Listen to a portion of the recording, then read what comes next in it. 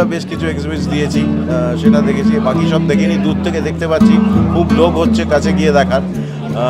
এটা আগেও একটা জায়গায় হয়েছিল, এবার একটু অন্য ভেনিউটা চেঞ্জ করেছে, কাজেই আইসাসাইন সিনে ক্লাব এবং কলকাতা কত কথা ইত্যাদি যৌথ উদ্যোগে ব্যাপারটা করা হয়েছে।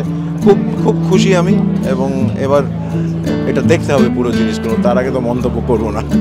আমার তো ভীষণ ইন্টারেস্টিং লাগছে, কারণ এখানে আমি পুরোটা এখনও দেখে উঠতে পারিনি, কিন্তু এখানে অনেক জিনিস আমার দেখা নেই।